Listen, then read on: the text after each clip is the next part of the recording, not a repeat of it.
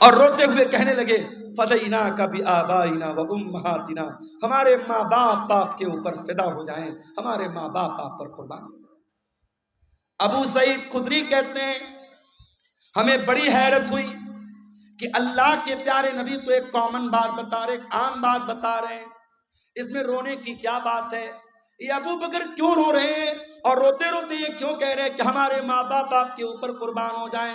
مگر ہم کو بعد میں پتا چلا کہ اللہ کے پیارے نبی اپنی بات کر رہے تھے کہ اللہ تعالیٰ مجھ کو اپنے پاس بلانا چاہتا ہے۔ اسی خطبے میں آپ نے کہا اے لوگوں کان کھول کر کے سن لو، میرے اوپر سب سے زیادہ اگر کسی کا احسان ہے، اس کے مال کا، اس کے ٹائم کا سب سے زیادہ اگر کسی نے احسان کیا ہے ابو بکر صدیق نے کیا ہے۔ او لوگو اگر میں دنیا میں کسی کو خلیل بناتا ابو بکر کو خلیل بناتا، مگر میں اللہ کا خلیل ہوں، اللہ نے مجھے اپنا خلیل بنایا ہے۔ اے لوگو مسجد میں جتنے لوگوں کے دروازے کھڑکیاں ہیں سب بند کر دیے جائیں سوائے ابو بکر کے گھر کے دروازے کے۔ ابو بکر کا جو دروازہ مسجد میں کھلتا ہے اس کو بند نہ کیا جائے، وہ دروازہ اوپن رہے گا، وہ دروازہ کھلا رہے گا۔ یہ نبی کے آخری دنوں کی بات ہے۔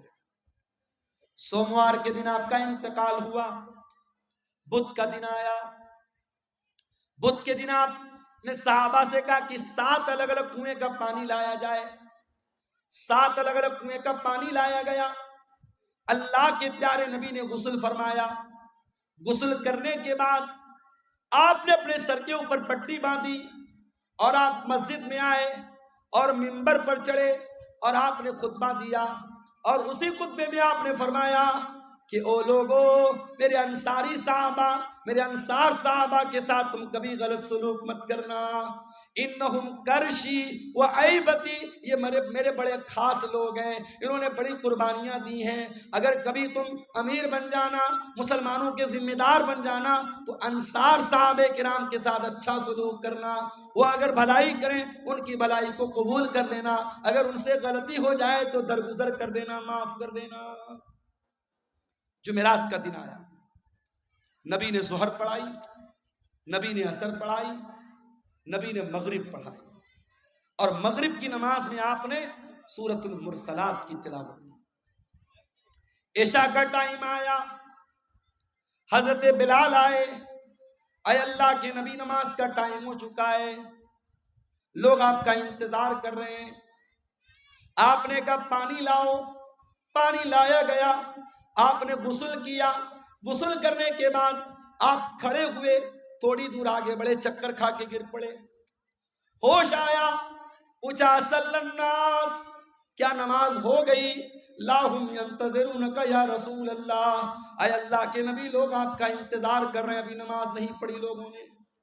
پھر آپ نے غسل کیا، پھر آپ اٹھ کر کے جانے لگے، پھر غشی طاری ہو گئی، پھر گر پڑے۔ 3 بار ایسا ہوا، 3 بار چکر کھا کے اللہ کے پیارے نبی گر پڑے زمین پر۔ جب 3 بار ایسا ہو گیا اور آپ سمجھ گئے کہ اب میری طبیعت مسجد میں جانے لائق نہیں ہے، تو آپ نے کہا کہ جاؤ ابو بکر سے کہو وہ لوگوں کو نماز پڑھائیں۔ لوگ حضرت ابو بکر کے پاس آئے، چلیے آپ نماز پڑھائیے، اللہ کے نبی کا آرڈر ہے۔ ابو بکر بڑے نرم دل آدمی تھے، بڑے رحم دل آدمی تھے، انہوں نے حضرت عمر سے کہا کہ اے عمر آپ جا کر کے نماز پڑھا دیجئے۔ حضرت عمر نے کہا نہیں، اللہ کے نبی نے آپ کو پرمیشن دی، آپ چل کر کے نماز پڑھائیے۔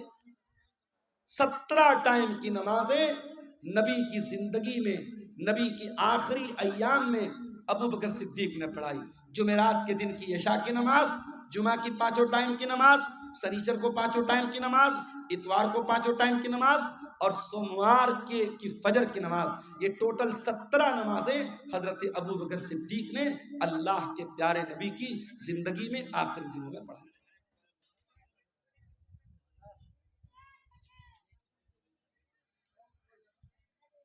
سنیچر کا دن آیا،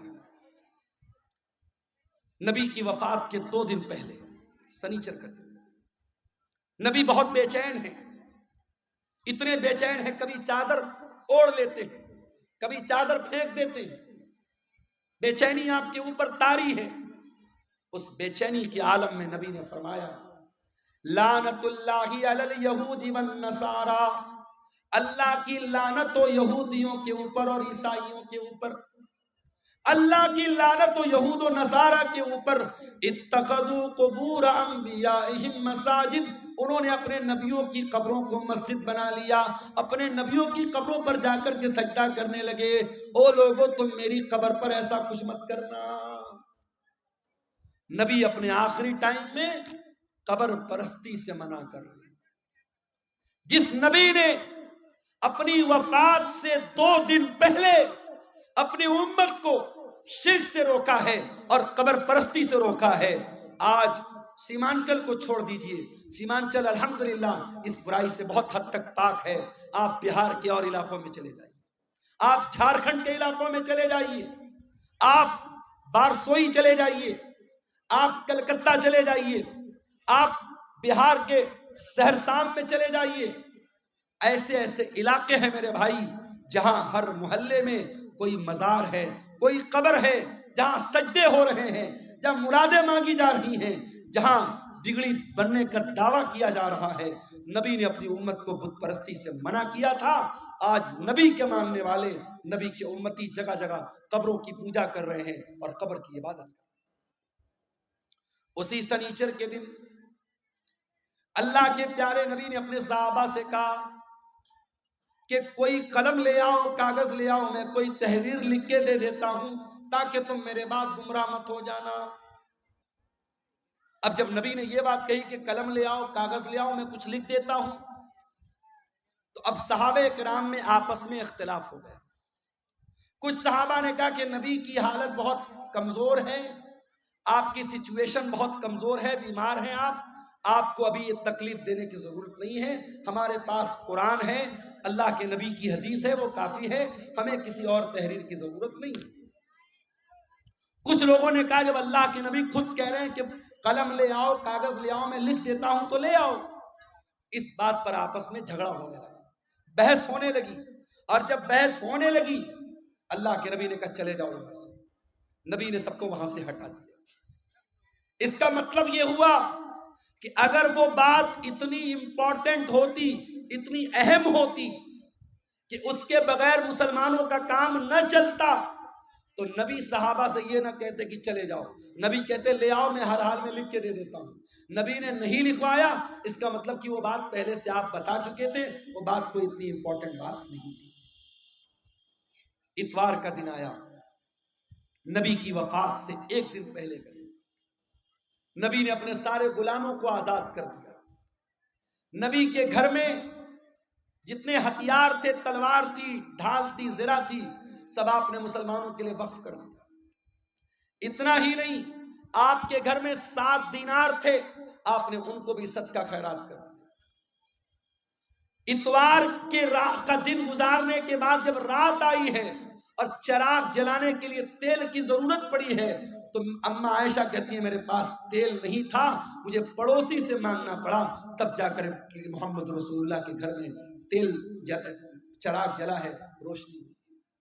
اللہ میری پیاری ماں اور بہنوں، آج آپ کا چپل آپ کی پسند کا نہ آئے، آپ کا کپڑا آپ کی پسند کا نہ آئے، آپ کی پسند کی جویلری آپ کا شوہر نہ لائے تو میاں بیوی میں جھگڑا ہو جاتا ہے۔ بیوی کہہ دیتی ہے ارے جائیے آپ کے ساتھ تو شادی کر کے میں پھنس گئی، شادی کر کے پھنس گئی آپ کے ساتھ، آپ تو کبھی میری پسند کا سامان نہیں لاتے ہیں۔ آج شوہر اپنا دل اور کلیجہ نکال کے رکھ دے تب بھی بیوی خوش نہیں ہونے والی۔ وہ ایک لطیفہ ہے نا کہ ایک مولوی صاحب تھے، بہت اچھی تقریر کرتے تھے، بہت پبلک ان کی بڑی عزت کرتی تھی، بڑا لوگ احترام کرتے تھے، اور گھر میں جو ان کی گھر والی تھی وہ ان کی عزت ہی نہیں کرتی تھی، ان کو مانتی نہیں تھی۔ تو ایک دن ان کی گھر والی نے کہا ارے سنتے ہو، رات میں نے خواب دیکھا ایک بزرگ ہوا میں اڑ رہے ہیں، ایک بزرگ کو دیکھا میں نے کہ ہوا میں اڑ رہے ہیں، میں تو دیکھ کے بڑی اچنبھت ہو گئی، حیران ہو گئی۔ تو مولوی صاحب نے کہا کہ ارے پاگل، وہ بزرگ میں تھا جس کو تم نے ہوا میں اڑتے ہوئے دیکھا تھا۔ کہا اچھا آپ تھے، اسی لیے تھوڑا ٹیڑھا ٹیڑھا اڑ رہے تھے، سیدھا نہیں اڑ رہے تھے۔ تو بیوی کبھی شوہر کی تعریف کرنے کو تیار نہیں ہوتی ہے، یہ مزاج ہوتا ہے میرے بھائیوں بیویوں کا۔ لیکن آپ دیکھیے نبی کی بیویوں نے کیسی زندگی گزاری، نبی نے اپنی بیویوں کو کوئی لگژری لائف نہیں دی، کوئی شاندار گھر نہیں ہے، کوئی شاندار کپڑا نہیں ہے، کوئی شاندار فرنیچر نہیں ہے۔ نبی کی حیات کا آخری دن ہے اور نبی کے گھر میں جو چراغ جل رہا ہے، چراغ کی بتی کا تیل بھی ادھار مانگ کے لایا گیا ہے۔ سوموار کا دن آتا ہے، نبی اکرم کی زندگی کا آخری دن ہے۔ اللہ کے پیارے نبی فجر کی نماز کا ٹائم ہوتا ہے، بستر سے اٹھتے ہیں، اپنے کمرے کے دروازے پر آتے ہیں، پردہ ہٹاتے ہیں، سامنے صحابہ کرام نماز پڑھ رہے ہیں، ابو بکر صدیق نماز پڑھا رہے ہیں اور صحابہ کرام نماز پڑھ رہے ہیں۔ یہ منظر دیکھ کر کے اللہ کے نبی بہت خوش ہوتے ہیں اور آپ کے چہرے پر مسکراہٹ آ جاتی ہے۔ آپ جب مسکرانے لگتے ہیں تو صحابہ کرام نماز کی حالت میں اپنے نبی کی مسکراہٹ کو محسوس کر لیتے ہیں۔ صحابہ کرام سمجھ جاتے ہیں کہ اللہ کے نبی اپنے کمرے کے دروازے پر آئے ہیں۔ صحابہ کرام تالی بجانے لگتے ہیں، لقمہ دینے لگتے ہیں حضرت ابو بکر صدیق کو کہ جلدی سے پیچھے چلے آؤ، اللہ کے نبی آ چکے ہیں۔ لیکن جب اللہ کے نبی نے محسوس کیا کہ صحابہ کرام چاہتے کہ میں امامت کراؤں تو آپ نے اشارہ کیا کہ نماز پوری کرو، اور اس کے بعد آپ نے پردہ گرا دیا۔ یہ آخری نظر تھی، صحابہ کہتے ہیں آخری دیدار تھا جو ہم نے اپنے نبی کا کیا۔ فجر کا ٹائم ختم ہوا، چاشت کا ٹائم شروع ہوا، سورج آسمان کی طرف بلند ہونے لگا۔ جیسے جیسے سورج بلند ہو رہا ہے، چاشت کا ٹائم ہو رہا ہے، محمد رسول اللہ کی تکلیف بڑھ رہی ہے۔ میرے آپ نے اپنی بیٹی حضرت فاطمہ کو بلوایا۔ حضرت فاطمہ نے آ کر کے اپنے باپ کو تکلیف میں دیکھا، فرمایا واہ کربا ابتا، ہائے میرے ابا جان کی تکلیف۔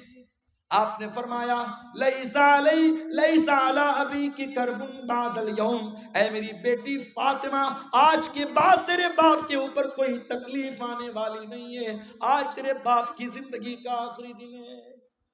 احساس ہو گیا تھا کہ آج آخری دن ہے۔ پھر آپ نے حضرت فاطمہ کے کان میں کہا اے فاطمہ میں بہت جلد دنیا سے جانے والا ہوں، میں چھوڑ کر کے تم کو دنیا سے جانے والا ہوں، تیرا باپ تجھ سے جدا ہونے والا ہے۔ یہ سن کر کے حضرت فاطمہ کی آنکھوں سے آنسو آ گئے۔ پھر آپ نے ان کے کان میں فرمایا اے فاطمہ میرے اہل بیت میں، میرے گھر والوں میں سب سے پہلے تم مجھ سے ملو گی، تمہارا انتقال سب سے پہلے ہوگا، اور اے فاطمہ تم تمام جنتی عورتوں کی سردار بنو گی۔ جب حضرت فاطمہ نے یہ سنا ان کے چہرے پر مسکراہٹ آ گئی۔ آپ نے حسن و حسین کو بلایا، ان کی پیشانی کو چوما اور لوگوں سے کہا کہ میرے یہ نواسے ہیں، ان کا خیال کرنا، ان کے حقوق کا خیال کرنا، ان کے ساتھ کوئی ظلم نہ ہونے پائے۔ پھر آپ نے اپنی بیویوں کو بلوایا، تمام بیویاں اکٹھا ہو گئیں، آپ نے ان کو واضح و نصیحت کی، ان کو سمجھایا، ان کو اچھی اچھی باتیں بتائیں۔ اس کے بعد آپ نے یہ بھی فرمایا، دو چیزوں کی آپ نے وصیت کی۔ اس بے چینی کی عالم میں جب آپ کی زبان سے الفاظ بھی صحیح طریقے سے نہیں نکل رہے تھے، آپ نے فرمایا الصلاۃ الصلاۃ وما ملکت ایمانکم، او لوگو نماز کی پابندی کرتے رہنا، نماز کا خیال کرتے رہنا، اور اپنے غلاموں کا، اپنے نوکروں کا، اپنے ماتحتوں کا خیال کرنا۔ نماز کی پابندی کرنا اور اپنے انڈر میں کام کرنے والے اپنے نوکروں، اپنے خادموں کا خاص خیال۔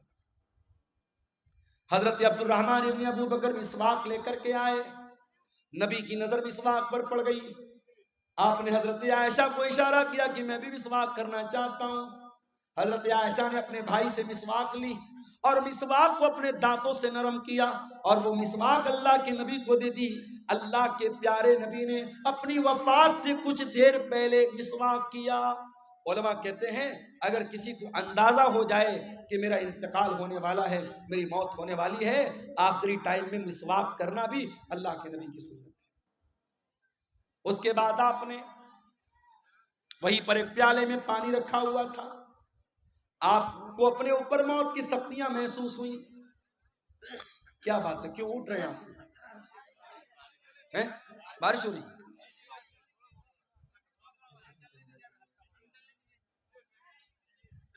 میرے بھائیوں، علاقہ اتنا پچھڑا ہوا ہے.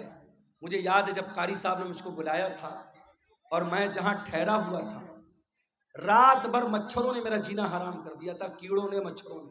مجھے گھسیا گھاٹ کا علاقہ کبھی بھولتا نہیں ہے. اور میں نے کہا تھا کہ اتنا پچھڑا علاقہ بہت کم دیکھنے کو ملتا. اب تو ماشاءاللہ راستے واسطے بھی بن گئے، کچھ ترقی ہوئی ہے. اس علاقے میں یہ قاری عبدالباسط صاحب نے یہ ادارہ کھولا ہے. اور آپ جانتے ہیں یہ جلسہ ادارے کے چندے کے لیے جلسہ ہوتا ہے. یہ بار بار بتانے کی ضرورت نہیں ہے. میں بنگالی علماء کی طرح چندہ کرنے والا مقرر نہیں ہوں، لیکن میں آپ سے گزارش کرتا ہوں یہ جلسے والوں کی محنت پر پانی مت پھیریے. بارش ہو رہی ہے، ہلکی پھلکی بارش ہو رہی ہے، اگر ہو بھی رہی تھوڑا بہت بھیگ بھی گئے تو مسئلہ نہیں ہے، لیکن آپ اس ادارے کے اوپر پیسوں کی بارش ضرور کر کے جائیے گا. اور جو بھی چندہ 100 200 1000 لاکھ 2 لاکھ جو بھی آپ دے کے جا سکتے ہیں، ادارے کا تعاون کر کے جائیے گا. خصوصی طور پر یہ میری آپ سے گزارش ہے، ادارہ آپ کے تعاون کا محتاج ہے. علاقہ آپ دیکھ رہے ہیں، ادارے کی ضرورت آپ دیکھ رہے ہیں. میں رسول کی وفات کا واقعہ بیان کر رہا ہوں. تھوڑی دیر اور آپ کے صبر کا امتحان لیتا ہوں، پھر میں آپ سے اجازت لے لوں. اللہ کے نبی کا آخری ٹائم ہے میرے بھائی، اور موت کی شدت آپ محسوس کر رہے ہیں. آپ نے موت کی اس شدت میں اپنے چہرے پر پانی ڈالا اور آپ نے کہا اللہم انی علی سکرات الموت، اے اللہ میری مدد کر، موت کی سختیوں پر میری مدد کر. حضرت عائشہ کہتی ہیں کہ نبی کے اوپر جب میں نے موت کی سختی کو دیکھ لیا، اس وقت تک میں موت کی سختی کو برا سمجھتی تھی، مگر جب اپنے نبی کے اوپر میں نے موت کی سختی کو دیکھا تو میں سمجھ گئی کہ موت کی سختی برحق ہے اور موت کی سختی کسی کے اوپر بھی آ سکتی. پھر آپ نے آسمان کی طرف ہاتھ اٹھایا، آپ نے فرمایا مع الرفیق الاعلی، اے اللہ مجھے سب سے بہترین لوگوں کی صحبت عطا فرما.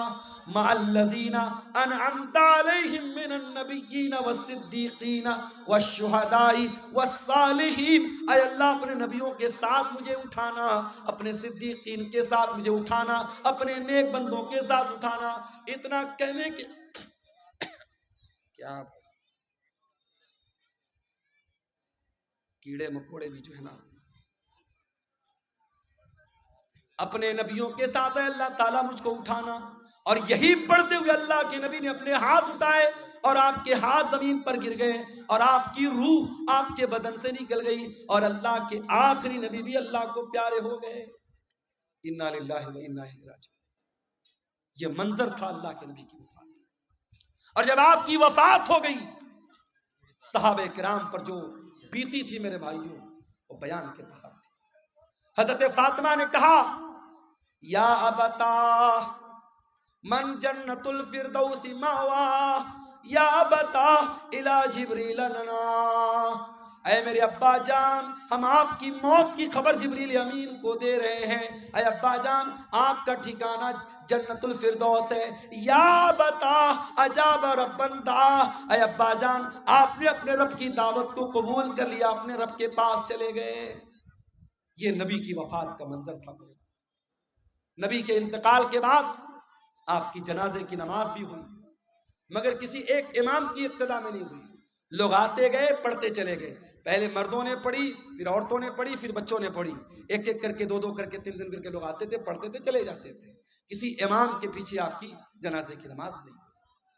اور جب نبی کو دفنایا گیا تو حضرت فاطمہ نے کہا تھا حضرت انس سے اطابت انفسکم ان تحسو علی رسول اللہ صلی اللہ علیہ وسلم التراب، اے انس تمہارے دل نے گوارا کیسے کیا کہ تم نے نبی کے اوپر مٹی ڈالی تھی.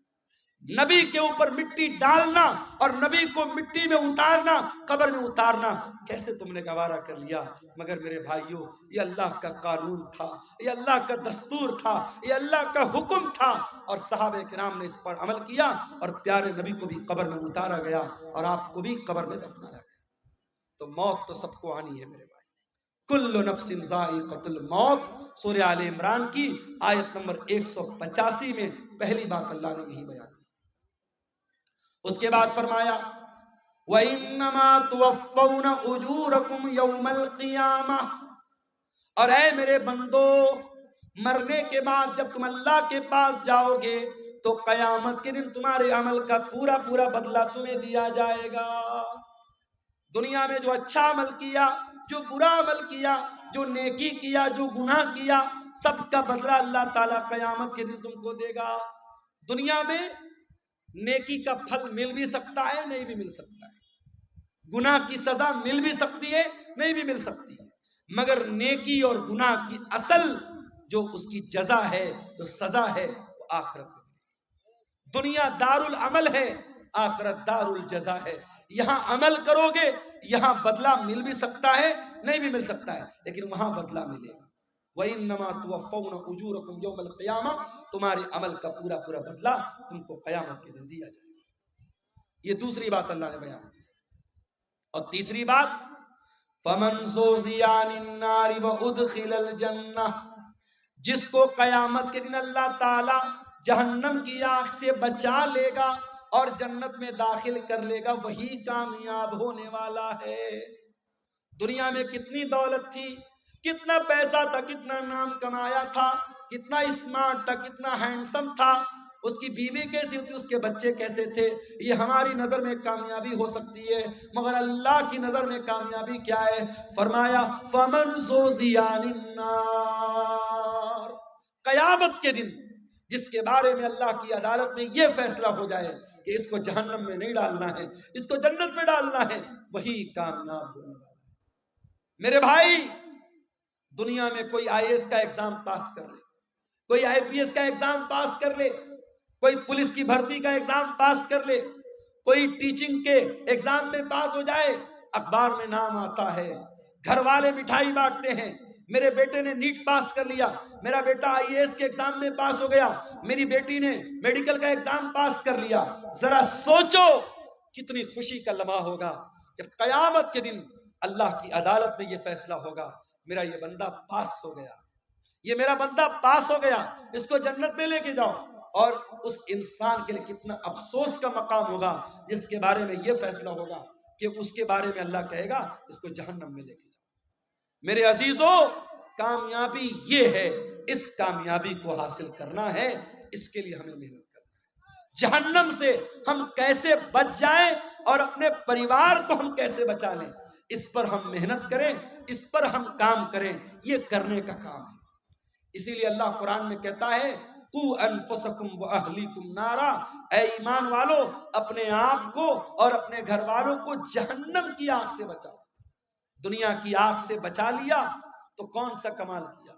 دنیا کی آگ میں انسان ایک بار جلے گا، جل کے ختم ہو جائے گا، مگر قیامت کے دن کی جو جہنم کی گرمی ہوگی میرے بھائیوں، وہ بار بار جہنم کی آگ میں انسان کو جلایا جائے گا، تڑپایا جائے گا۔ جہنم کا عذاب سہن نہیں کر سکتے ہم، برداشت نہیں کر سکتے ہم۔ جب برداشت نہیں کر سکتے تو قرآن کہتا ہے جہنم کی آگ سے اپنے آپ کو بچانے کی تیاری۔ اور چوتھی بات جو اس آیت میں اللہ نے بیان کی، فرمایا وَمَا الْحَيَاةُ الدُّنْيَا إِلَّا مَتَاعُ الْغُرُورِ، دنیا کی زندگی تو دھوکے کا سامان ہے۔ جس دنیا کے چکر میں پڑھ کر تم اللہ کو بھول کے بیٹھے ہو، جنت کو بھول کے بیٹھے ہو، رسول کو بھول کے بیٹھے ہو، آخرت کو بھول کے بیٹھے ہو، یہ دنیا تو دھوکے کا سامان ہے۔ دنیا تو دھوکے کا سامان ہے میرے بھائی۔ دنیا نے آج تک کسی کے ساتھ وفا نہیں۔ بڑے بڑے راجہ آئے، مہاراجہ آئے، اپنے محل میں سونے چاندی کے برتن میں کھاتے تھے، آج قبر کے نیچے دفن ہیں، ان کے محل کھنڈر بن گئے، ان کا نام و نشان دنیا سے مٹ گیا۔ یہ دنیا بے وفا ہے، بے وفا تھی اور بے وفا رہے گی۔ دنیا سے عشق مت کرو میرے بھائی، دنیا سے عشق مت کرو۔ دنیا غدار ہے، دنیا بے وفا ہے۔ دنیا کی حیثیت کیا ہے؟ ہارون رشید بہت بڑا خلیفہ ہے، اپنے دور کے بہت بڑے عالم علامہ ابن سماک کے پاس آتا ہے اور کہتا ہے امام صاحب میں امیر المومنین ہوں، میں مسلمانوں کا خلیفہ ہوں، میں چاہتا ہوں کچھ نصیحت کر دیجئے، کچھ سمجھا دیجئے، کوئی قیمتی بات بتا دیجئے۔ ابن سماک نے کہا امیر المومنین برا مت مانیے گا، میں بس ایک سوال آپ سے کرنا چاہتا ہوں۔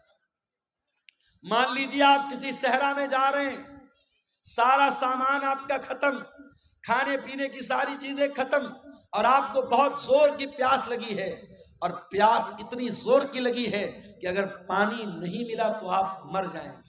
ایک آدمی آتا ہے اور ایک پیالہ پانی آپ کو کہتا ہے کہ ایک پیالہ پانی میں دوں گا، شرط یہ ہے کہ آپ اپنی آدھی بادشاہت مجھ کو دے دیں۔ تو اے امیر المومنین، آپ کیا کریں گے؟ اس کو بادشاہت دے دیں گے اور پانی لے کر کے جان بچائیں گے یا بادشاہت بچائیں گے؟ ہارون رشید نے کہا میں بادشاہت دے دوں گا، آدھی بادشاہت دے دوں گا اور پانی لے لوں گا۔ ابن سماک نے کہا اے امیر المومنین، پانی آپ نے پی لیا، پانی باڈی کے اندر رک گیا، پانی تھم گیا، پیشاب لگا ہے مگر پیشاب کا راستہ بند ہو گیا، پیشاب نہیں نکل رہا ہے، آپ کو درد ہو رہا ہے، تکلیف ہو رہی ہے، اگر پیشاب نہ ہوا تو آپ مر جائیں گے، زندگی کے آخری کگار پہ پہنچ گئے۔ اب ایک دوسرا انسان آیا، اس نے کہا ہارون رشید، میں تیرا پیشاب جو رکا ہے اس کو کھول سکتا ہوں، تیرا پیشاب ہو جائے گا، تیرے بدن میں جو پانی رکا ہے باہر نکل جائے گا، کنڈیشن یہ ہے کہ تو اپنی آدھی حکومت مجھ کو دے دے۔ تو کیا آپ اس کو دے دیں گے؟ ہارون رشید نے کہا ہاں میں دے دوں گا۔ ہارون رشید نے کہا ہاں میں دے دوں گا۔ ابن سماک نے کہا امیر المومنین، بس یہی پیغام ہے، اس بادشاہت پہ غرور مت کیجیے گا، اس سلطنت پر دھوکہ مت کھائیے گا، اس سلطنت کی اوقات ایک پیالہ پانی اور پیشاب کے چند قطرے ہے، اس سے زیادہ اس حکومت کی حیثیت نہیں ہے، اس بادشاہت کی حیثیت نہیں ہے۔ میرے عزیزو، آج بہت سارے لوگ ہمارے بیچ میں ہیں، کل نہیں ہوں گے۔ آج اپنے پیسے پر آپ کو غرور ہے تو کان کھول کے سن لو، آپ سے زیادہ پیسہ قارون کے پاس تھا۔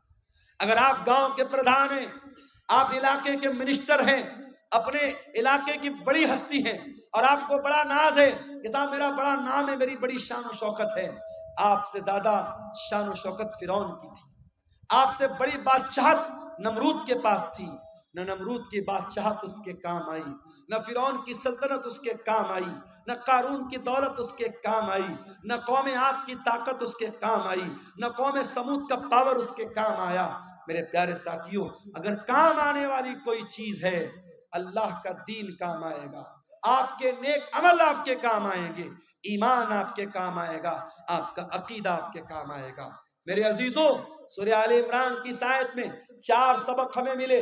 پہلا سبق، مرنا ہے، کل نفس ذائقۃ الموت، ہر نفس کو موت کا مزہ چکھنا ہے۔ یہ مدرسے والے چندے کے لیے آپ سے اپیل کر رہے ہیں، اور آپ اتنے بھی غریب نہیں ہیں 150 آپ نہ دے سکیں، مگر آج نہیں دے رہے ہیں، اور جب مر جائیں گے تو بیٹا کیا کرے گا؟ زندگی میں کبھی باپ کی طرف سے صدقہ نہیں کیا، کبھی باپ نے خود صدقہ نہیں کیا، مر گیا تو بیٹا کیا کر رہا ہے؟ باپ کی طرف سے مدرسہ بنوا رہا ہے، باپ کی طرف سے ٹیوب ویل لگوا رہا ہے، ماں کی طرف سے مسجد میں قرآن دے رہا ہے۔ ارے زندگی میں ماں باپ کی قدر کرو اور زندگی میں صدقہ خیرات کیا کرو۔ اللہ کے نبی سے پوچھا گیا سب سے افضل صدقہ کون سا ہے، سب سے بہترین صدقہ کون سا ہے؟ آپ نے فرمایا ان تصدق وانت صحیح شحیح تخشى الفقر وتأمل الغنى، سب سے بہترین صدقہ یہ ہے، تندرستی کی حالت ہے، مال کی محبت ہے، پیسہ بہت ہے، مال کی محبت ہے، تندرستی ہے، اور ڈر ہے کہ پیسہ ختم نہ ہو جائے اور پیسہ آنے کی امید ہے، ایسی سچویشن میں جو صدقہ کیا جائے وہ سب سے بہترین صدقہ ہے۔ میرے عزیزوں، صدقہ خیرات کرنے کے لیے، نیکی کے کام میں حصہ لینے کے لیے موت کا انتظار مت کرو، موت آئے گی اور پل بھر میں آپ کا فیصلہ کر دے گی، موت آپ کا کام تمام کر دے گی۔ اس لیے میرے عزیزوں، قرآن کیا کہہ رہا ہے؟ یا ایھا الذین آمنوا لا تلہکم اموالکم ولا اولادکم عن ذکر اللہ، اے ایمان والو، تمہارا مال اور تمہاری اولاد تم کو اللہ کے ذکر سے غافل نہ کر دے۔ مال کے چکر میں کہیں اللہ کو بھول نہ جانا، اولاد کے چکر میں کہیں اللہ کو بھول نہ جانا۔ وَمَن يَفْعَلْ ذَلِكَ فَأُولَٰئِكَ هُمُ الْخَاسِرُونَ، اور جو ایسا کرے گا بہت نقصان اٹھائے گا، وَأَنفِقُوا مِمَّا رَزَقْنَاكُمْ مِنْ قَبْلِ أَنْ يَأْتِيَ أَحَدَكُمُ الْمَوْتُ، اور اے ایمان والو ہم نے جو روزی دی ہے اس میں سے خرچ کرو اس کے پہلے کہ موت آ جائے۔ فَيَقُولَ رَبِّ لَوْلَا أَخَّرْتَنِي إِلَىٰ أَجَلٍ قَرِيبٍ فَأَصَّدَّقَ وَأَكُن مِّنَ الصَّالِحِينَ۔ کہیں ایسا نہ ہو کہ موت کے آنے کے بعد تم کہو کہ اے اللہ 1 گھنٹے کا ٹائم اور دے دے، 1 منٹ کا ٹائم اور دے دے، میں تیری راہ میں صدقہ کرنا چاہتا ہوں، میں نیک بننا چاہتا ہوں۔ وَلَن يُؤَخِّرَ اللَّهُ نَفْسًا إِذَا جَاءَ أَجَلُهَا، لیکن اللہ کا قانون یہ ہے موت آ گئی تو 1 سیکنڈ پہلے نہیں مر سکتے، 1 سیکنڈ بعد میں نہیں مر سکتے۔ مجھے بہت اچھی طریقے سے یاد ہے 10 اکتوبر 2020 کی وہ شام، 10 اکتوبر 2020 کی وہ رات جب میری ماں کا انتقال ہوا تھا، اور میں بنارس کے اپنے گھر کے بہت قریب کے ہاسپٹل میں ماں کو لے کے جا رہا تھا۔ ہارٹ اٹیک آیا تھا، شوگر کی پیشنٹ تھی وہ، اور بائک پر بٹھا کر پیچھے میرا چھوٹا بھائی بیٹھا تھا، اور ہاسپٹل کے کیمپس کے اندر جیسے ہی ہم داخل ہوئے تھے ماں کا جسم بے جان ہو کے بائک سے نیچے گرا تھا۔ اور جب ہم لوگوں نے سارے بھائی وہاں پہنچ چکے تھے، اور جب ماں کو اٹھا کر کے ہم لوگ آئی سی یو میں لے کے جا رہے تھے تو نیچرل بات ہوتی ہے مرنے کے بعد انسان کی باڈی کا وزن بڑھ جاتا ہے۔ وزن سے اندازہ لگ گیا کہ اب روح نکل چکی ہے، اب موت آ چکی ہے۔ ہمارے پاس کرنے کو باتیں بہت تھی، ہم لوگ کہہ سکتے تھے 5 منٹ پہلے لائے ہوتے، ڈاکٹر نے دیکھا ہوتا، یہ ہوا ہوتا، وہ ہوا ہوتا۔ یہ سب بہانے اپنی جگہ، قرآن کی یہ آیت اپنی جگہ، وَلَن يُؤَخِّرَ اللَّهُ نَفْسًا إِذَا جَاءَ أَجَلُهَا۔ موت تو اپنے وقت پر آتی ہے میرے بھائی، اس لیے اپنے نوجوان ساتھیوں سے بھی کہنا چاہتا ہوں، سیمانچل کے جلسوں میں میں کہیں کہیں بڑی بے حیائی بھی دیکھتا ہوں، سڑکوں پر لڑکے لڑکیوں کا جمگھٹ بھی دیکھتا ہوں، بڑا ایسا ماحول میں دیکھتا ہوں، پورے انڈیا میں وہ ماحول کہیں نظر نہیں آتا۔ میرے بھائیوں، یہ جلسے، یہ پروگرام ٹھیک ہے، ادارے والوں کے اپنے مسائل ہیں، مدرسوں کی اپنی مجبوری ہے، جلسہ کرانے بغیر ان کو چندہ نہیں ملے گا۔ جلسہ آپ کرائیے، شوق سے کرائیے، اور تقریر آپ کرائیے، مگر میں گھسیا گھاٹ کے مدرسے کے ذمہ داروں سے بھی کہنا چاہوں گا، اور ویڈیو بن رہا ہے، سیمانچل کے تمام مدرسوں کے ذمہ داروں سے کہنا چاہوں گا کہ اب بہت دیر ہو چکی ہے، اب اپنے جلسوں کو تھوڑا سا کنٹرول کر لو، عورتوں کا انتظام رکھو، لیکن سختی سے منع کر دو، کوئی میلہ ٹھیلا نہیں لگے گا، کوئی عورتوں کے سامان کی دکان نہیں لگے گی، کوئی سڑک اور چوراہے پر مردوں اور عورتوں کا جمگھٹ نہیں لگے گا، اور اگر نہیں کر سکتے تو پھر جلسے بند کر دو میرے بھائی، جلسے بند کر دو۔ یہ میلے کے نام پر اگر مردوں عورتوں کا جمگھٹ ہوتا ہے تو اتنا بڑا گناہ نہیں ہے، اتنا بڑا گناہ نہیں ہے جتنا بڑا گناہ بڑے بڑے بینر لگا کے، بڑے بڑے فاٹک لگا کے، بڑے بڑے علماء کی تقریر کرا کے، اور سڑکوں پر مردوں عورتوں کا جب ہم جمگھٹ دیکھتے ہیں، جوان جوان لڑکیاں جا رہی ہیں اور جوان لڑکے ان کو دیکھ کر آوازیں کس رہے ہیں، اشارے بازی کر رہے ہیں، نین مٹکا ہو رہا ہے، یہ منظر دیکھ کر واللہ دل کو تکلیف ہوتی ہے۔ اور میں یہ سوچتا ہوں 2009 سے میں سیمانچل میں آ رہا ہوں، 15 سال ہو گئے، ہر سال آ رہا ہوں، تقریریں کر رہا ہوں، لیکن حالات جس کے تس ہے بلکہ اور برے ہو رہے ہیں۔ حالات کب سدھریں گے میرے بھائی؟ ہم کب جاگیں گے؟ کب ہوش میں آئیں گے؟ کب ہم چیتیں گے؟ کب اپنے عمل کو ہم سدھاریں گے؟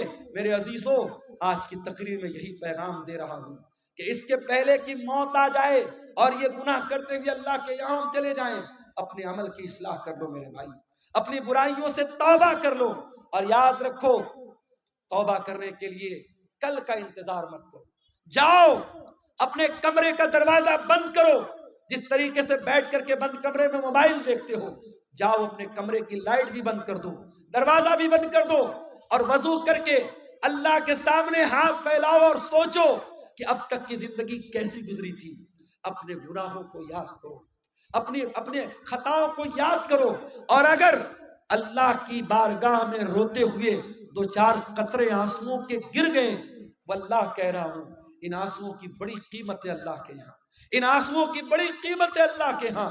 اللہ کے پیارے نبی فرماتے ہیں اللہ کو 2 چیزیں بہت زیادہ پسند ہیں، من قطرتین، 2 قطرے اللہ کو بہت پسند ہیں، قطرۃ دموع من خشیت اللہ، ایک اللہ کے خوف سے بہنے والا آنسو کا قطرہ، قطرۃ دم تحراق فی سبیل اللہ، اور ایک خون کا قطرہ جو اللہ کی راہ میں بہتا ہے۔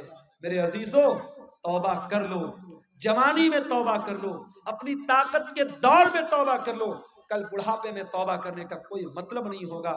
در جوانی توبہ کردن شیوئے پیغمبری، وقت پیری گرگ ظالم می شود پرہیزگار۔ جوانی میں توبہ کرو، یہ نبیوں کا طریقہ ہے۔ بڑھاپے میں تو بھیڑیا بھی شریف بن جاتا ہے، جب منہ میں دانت نہیں، پیٹ میں آنکھ نہیں، شریف بن گئے تو کون سا کمال کیا۔ یہ رات کا ٹائم ہے میرے بھائی، یہ بڑا سہانا وقت ہے، بڑی برکت والا وقت ہے۔ اس وقت ہم اللہ تعالیٰ سے اگر توبہ کریں گے، اللہ سے رجوع کریں گے، مجھے یقین ہے اللہ ضرور ہماری توبہ کو قبول کرے گا۔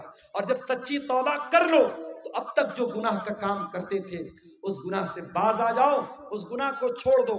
اگر موبائل کا غلط استعمال کرتے تھے، یہی سے توبہ کر لو، نہیں کریں گے۔ اگر زناکاری اور بدکاری میں ملوث تھے، اگر اغلام بازی میں ملوث تھے، اگر حرام کا کوئی کاروبار کرتے تھے، اگر آج میں ابھی آ رہا تھا، راستے میں ہماری کار کے ڈرائیور نے کہا، راستے میں کئی جگہ غیر مسلموں کی بستی گزری، ڈرائیور نے کہا مولانا صاحب ایک بات بولوں آپ کو؟ میں نے کہا بتاؤ۔ کہنے لگا کہ بہار میں اور خاص طور سے ہمارے اس علاقے میں آج کے دن ہمارے بہت سارے غیر مسلم بہت جوا کھیلتے ہیں، اور ان کا یہ ماننا ہے، غیر مسلم بھائیوں کا یہ ماننا ہے کہ دیوالی کی رات جو جوا کھیلے گا اور جیت جائے گا وہ سال بھر ہمیشہ جیتے گا، وہ کبھی ہارے گا نہیں۔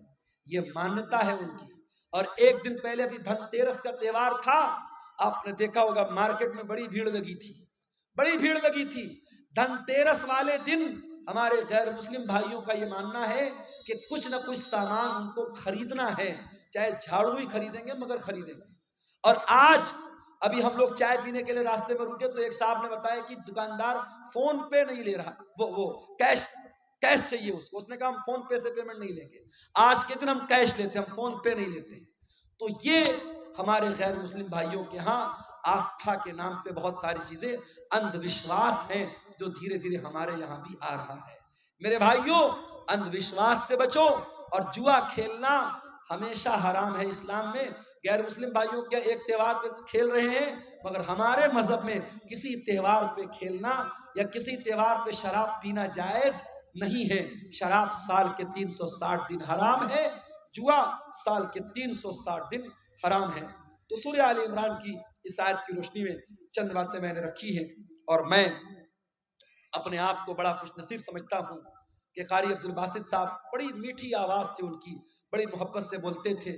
آج ان کے بچوں نے الحمدللہ اپنے باپ کی وراثت کو سنبھالا ہے، مدرسے کو چلا رہے ہیں۔